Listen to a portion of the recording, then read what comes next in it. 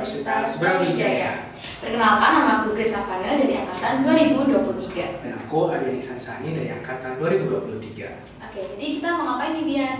Nah, jadi di Alsa Financial Info periode Mei kali ini, kami akan membahas tema yaitu Financial Game Dolar versus Rupiah. Yeay. Oke, pertama aku mau nanya dulu nih, kenapa sih kita harus membahas tema ini dan mengapa harus dolar? Nah, jadi kenapa sih perekonomian itu selalu dikaitkan dengan dolar gitu loh. Jadi dolar ini kan sudah melewati banyak histori yang sangat penting ya. Seperti setelah Perang Dunia Kedua itu, ekonomi Amerika Serikat itu menjadi salah satu negara yang paling terkuat dalam perekonomiannya. Yang dimana banyak tuh negara-negara lain itu yang menggunakan dolar Amerika Serikat untuk perdagangan maupun investasi. Lalu juga ada sistem Bretton Woods yang dimana muncul pada tahun 1944. Yang dimana banyak negara-negara sekutu Amerika Serikat itu menandatangani perjanjian yang dimana mereka akan menggunakan nilai tukar tetap, di mana uang itu yaitu dolar Amerika Serikat yang dipatok dengan emas untuk menjaga stabilitas dolar Amerika Serikat. Tadi kan udah aku jelasin nih beberapa histori singkat tentang dolar, karena kalau disebutin agak panjang kan itu terlalu panjang ya. Jadi lalu apa sih memang yang menyebabkan naik turunnya nilai tukar rupiah? Oke, jadi ada berbagai alasan nih dibalik mengapa nilai rupiah ini bisa turun. Yang pertama, adanya inflasi. Nah, inflasi sendiri itu merupakan kenaikan harga barang maupun jasa dalam waktu yang panjang. Nah, inflasi yang tinggi ini menghasilkan daya beli yang rendah sehingga penggunaan dan perputaran rupiah menjadi berkurang. Nah, yang kedua, adanya neraca perdagangan. Nah, bagaimana neraca perdagangan dapat menjadi penyebab nilai rupiah melemah? Ini dikarenakan ketika terjadi neraca defisit, permintaan uang dari negara yang melakukan transaksi barang masuk ke Indonesia turun tinggi dan menurunkan nilai tukar mata uang dalam negeri. Yang ketiga, yaitu jumlah hutang negara. Jadi ketika negara menambahkan hutang mereka, investor cenderung menahan diri untuk berinvestasi sebab tidak ingin terjerat dalam masalah keuangan.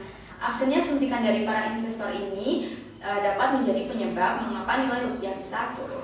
Yang keempat, yaitu kebijakan ekonomi di negara lain. Nah, sebagai contoh nih Bian, Amerika ini pernah mengalami krisis dan mencetak lebih banyak dolar baru.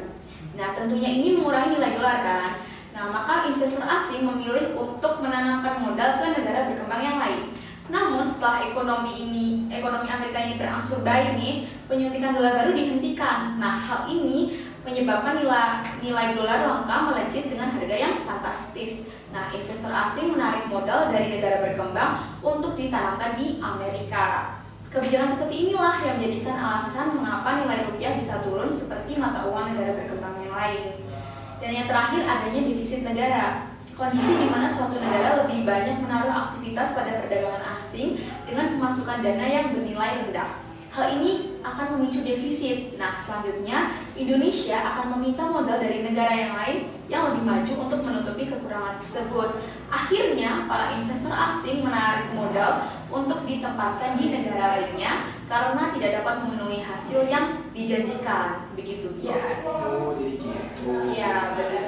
Jadi aku mau tanya juga nih, apa pentingnya pemerintah menguatkan nilai tukar rupiah? Nah, tadi kan jadi udah dijelaskan tuh ya tentang naik turunan nilai tukar rupiah, dan otomatis tuh pemerintah tuh ingin menguatkan dong nilai tukar rupiah. Lalu pentingnya itu apa sih? Yang pertama itu akan meningkatkan daya saing ekspor. Nah, ketika nilai tukar rupiah ini meningkat, otomatis produk ekspor yang ada di dunia internasional itu akan semakin murah gitu loh, dan otomatis itu akan meningkatkan daya saing produk Indonesia itu di kancah internasional. Lalu yang kedua itu menarik investor asing. Nah, ketika nilai tukar rupiah ini menguat atau stabil, otomatis akan banyak investor-investor itu yang tertarik pada aset-aset yang ada di Indonesia. Jadi mana hal itu dapat meningkatkan dan membantu membiayai pembangunan Indonesia dan menciptakan lapangan kerja.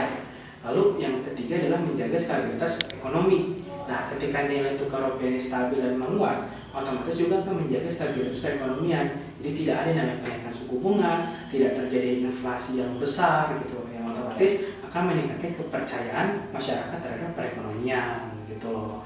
Lalu bagaimana sih strategi lanjut yang dilakukan oleh pemerintah?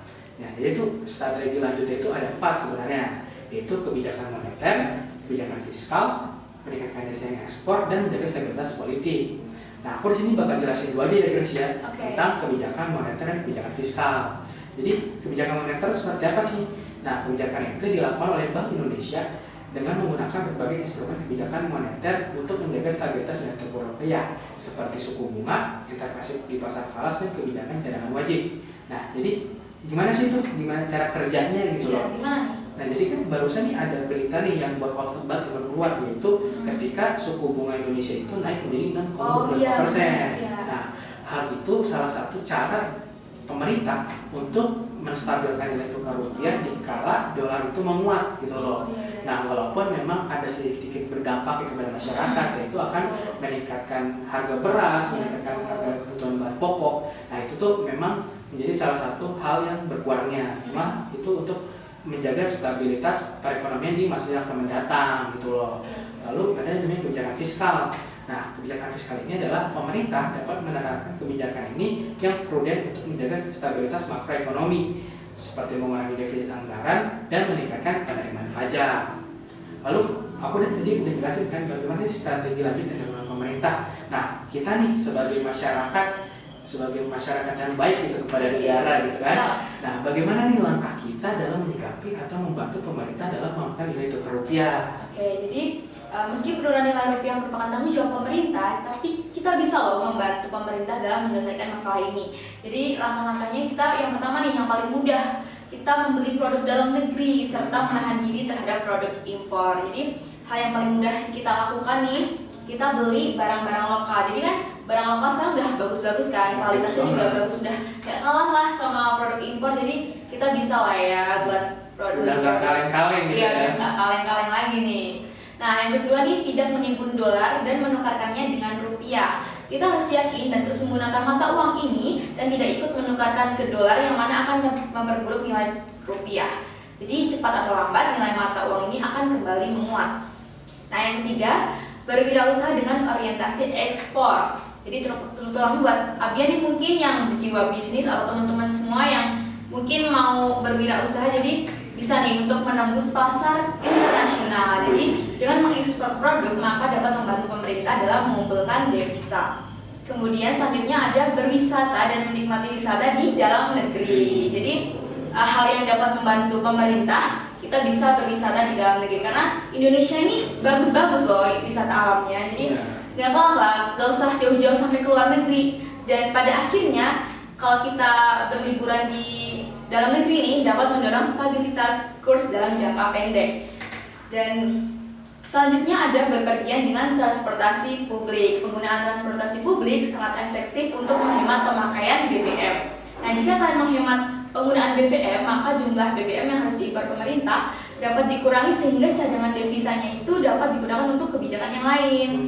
Dan yang terakhir, berinvestasi di dalam negeri. Kalian bisa berinvestasi aset yang tidak bergantung terhadap kurs dolar, salah satunya di surat utang negara atau SUN. Begitu, Bian. Oh, jadi gitu. Nah, mungkin itu saja nih dari Alsa Financial Info periode Mei kali ini. Semoga insight-insight yang udah aku berikan, aku dan Grace ini dapat menjadi salah satu bahan tinjauan bagi kalian gitu loh. Jadi rupiah dan versus dolar itu bisa istilah kayak berantem, tapi sebenarnya bukan berantem juga sih gitu loh. Jadi mungkin itu saja dari kita. Sampai jumpa di Alsa Financial Info berikutnya. See you.